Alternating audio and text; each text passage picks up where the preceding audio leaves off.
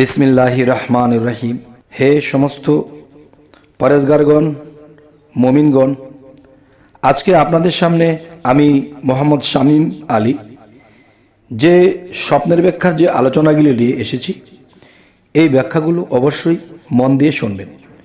ইনশাআল্লাহ মানুষ অপারগ হলেও দেখা যায় একসময় সে পেরে উঠতে পারে, কারণ যারা স্বপ্নের ব্যাখ্যাগুলো বুঝে নিতে পারে এবং শিখে নিতে পারে, তারা হয়তো যারা স্বপ্নের ব্যাখ্যার দিকে খেয়াল করে না, তারা কিন্তু বহু দিক থেকে মার খায়, বহু দিক থেকে তারা লস খায়, বহু দিক থেকে তারা বিপদগ্রস্ত হয়।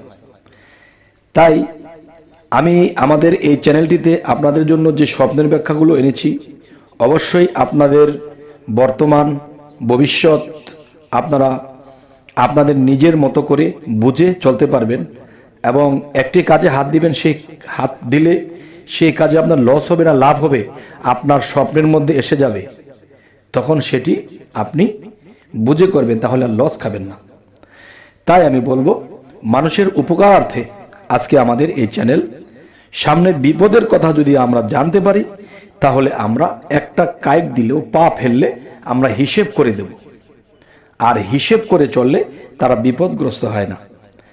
তাই আপনাদের সামনে যেই আলোচনাটি নিয়ে আসছি, অবশ্যই আপনারা শ্রবণ করবেন এবং মনে রাখবেন। আবার কিছু কিছু স্বপ্নের ব্যাখ্যা লিখেও রাখবেন, যাতে করে সামনে আমরা বুঝে চলতে পারি। আর কি স্বপ্নটা দেখেছি তা বোঝার জন্যে সেই লেখাটা যে রেখে দিয়েছেন, সেখানে হয়তো মিল পড়তে পারে। আচ্ছা, এখন স্বপ্নে যদি আপনি গমের আটা দেখেন, তাহলে আপনি কি বুঝবেন? ঘুম থেকে উঠে ভাবছেন গমের আটা দেখলাম, গমের আটা দেখলাম ভাবছেন, কিন্তু বুঝতে পারছেন না। তাহলে গমের আটা দেখলে আপনি এর ব্যাখ্যা করবেন যে আপনি সামনে মালদার হয়ে যাবেন, টাকাওয়ালা হয়ে যাবেন। আচ্ছা, এবার আসি, এই যে আলু খাই আমরা, এই স্বপ্নযুগে আপনি অনেক আলু দেখেছেন। এখন স্বপ্নে এত আলু দেখেছেন কেন? আলু দেখলে স্বপ্নের ব্যাখ্যা কি হবে? আলু দেখলে স্বপ্নের ব্যাখ্যা এটা হবে যে সময় মতো মানুষ কিন্তু অনেক কিছুই পায় না। দেখা যায় সময় মতো একটা কিছু হাতের কাছে পায় না, সময় মতো তার টাকা দরকার, এটা আসে না, সময় মতো তার এক জায়গায় যাওয়া দরকার, সেটা হয় না, কিন্তু অসময়ে আবার হয়। তাহলে এই জিনিসগুলো কেমন? তাই কেউ যদি স্বপ্নে আলু দেখে, তাহলে সে সবসময় সময় মতো তার হাতের কাছে সেই জিনিসটি পেয়ে যাবে। আলহামদুলিল্লাহ, আলহামদুলিল্লাহ। এবার আসি, কেউ যদি স্বপ্নে আঁখি দেখে, বলতে কেউ যদি চক্ষু স্বপ্নে দেখে, চক্ষু বলতে আপনি নিজের চক্ষু নয়, ধরেন আপনি অন্য কোনো মানুষের চক্ষুর দিকে তাকিয়ে আছেন বা আপনি চোখ দেখতেছেন তাকিয়ে, তাহলে এই দৃশ্যটি আপনি দেখেছেন, তাহলে স্বপ্নে এটার কি ব্যাখ্যা হবে? সকালে ঘুম থেকে উঠে ভাবছেন আমি এরকম সুন্দর চক্ষু দেখলাম। এই চক্ষু দেখলে কি বোঝায়? চক্ষু দেখলে এটাই বুঝবেন যে উপযুক্ত ব্যক্তি হতে হেদায়েত প্রাপ্ত হবেন। সুবহানাল্লাহ, আলহামদুলিল্লাহ।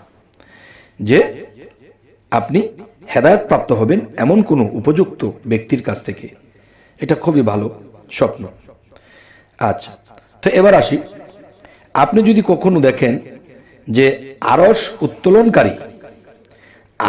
উত্তোলনকারী ফেরেশতা দেখলে,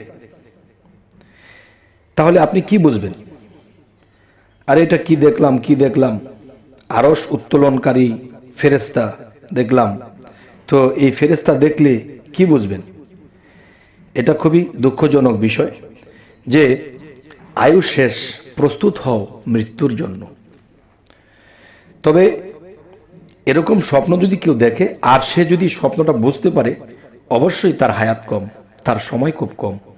তখন সেই ব্যক্তিটি যেন এই স্বপ্ন দেখার পরে সে আল্লাহর ইবাদতে মশগুল হয়, বিভিন্ন মিথ্যাচারী লোভ লালসা ছেড়ে দেয়, আল্লাহর ইবাদতে থাকে। তাহলে এই সিগন্যালটা যখন পেয়ে যাবেন, তখন আপনার আয়ু কমে গেছে, কোন দিন মারা যান। তাই খুবই আল্লাহর ইবাদতে থাকতে হবে। আচ্ছা, এরপরে আসবো আখির অর্থ। চোখের চিকিৎসক দেখলে আপনি কি বুঝবেন?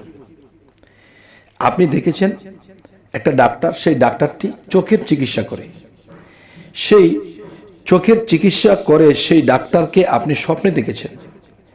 এখন আপনি কি বুঝবেন? এটার অর্থ হবে যে এটা আপনি দেখেন বা অন্য কেউ দেখুক, যদি এরকম চোখের চিকিৎসককে দেখতে পায় তাহলে সে বুঝতে হবে যে সে পরনিন্দুক হবে, পরের নিন্দা করবে, হিংসা করবে সেই লোকটি।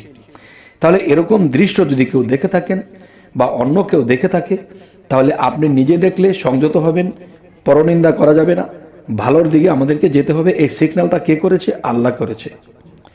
আচ্ছা, তো এবার আসি যে আবাবিল পাখি যদি কেউ স্বপ্নে দেখে, আবাবিল পাখি কেউ স্বপ্নে দেখলে সেটা আপনি ঘুম থেকে উঠে ভাবছেন, হাই কি দেখলাম কি দেখলাম, যে এত বড় পাখি, আবাবিল পাখি আমি কেন দেখলাম? এর উদ্দেশ্য হলো যে আপনি একদিন বুদ্ধিমান হবেন, দিনদার হবেন, কোনো বন্ধুর সাথে সাক্ষাৎ হবে, আর সেই বন্ধু হবে আপনার পরম বন্ধু, যেই বন্ধু আপনাকে সবসময় সুপথে রাখবে এবং সে নিজে সুপথে থাকবে।